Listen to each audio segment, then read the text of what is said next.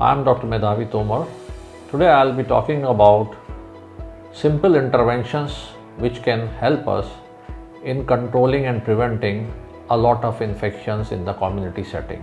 This week we focus on the crucial role of infection control in our communities. Did you know that there are millions of infections which occur each year which can be prevented by simple interventions? कहने का मतलब ये है कि बहुत सारे छोटे छोटे काम हैं जो हम कर सकते हैं जिससे कि हम इन्फेक्शन का स्प्रेड और इन्फेक्शन होने का प्रिवेंशन कर सकते हैं, रोकथाम कर सकते हैं। इनमें सबसे पहले और सबसे इम्पॉर्टेंट है हैंड वॉश। हैंड वॉश का मतलब है साबुन और पानी से हाथ धोना।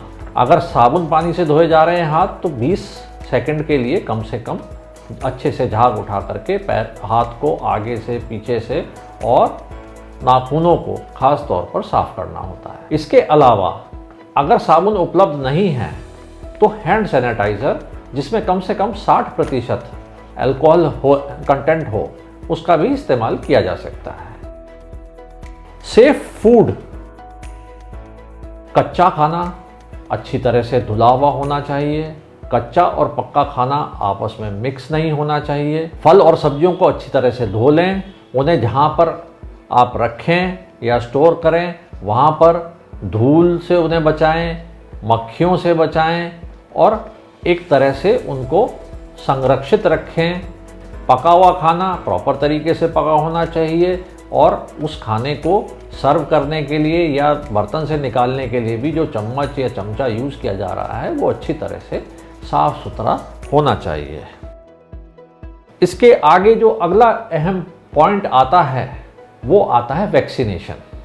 बहुत सारी बीमारियां ऐसी हैं जिनको हम प्रतिरोधक टीकों द्वारा सेफ रह सकते हैं। जैसे खसरा है, स्मॉल पॉक्स तो इरेडिकेट ही हो गई है इसलिए कि वैक्सीनेशन विश्वव्यापी तरीके से हुआ।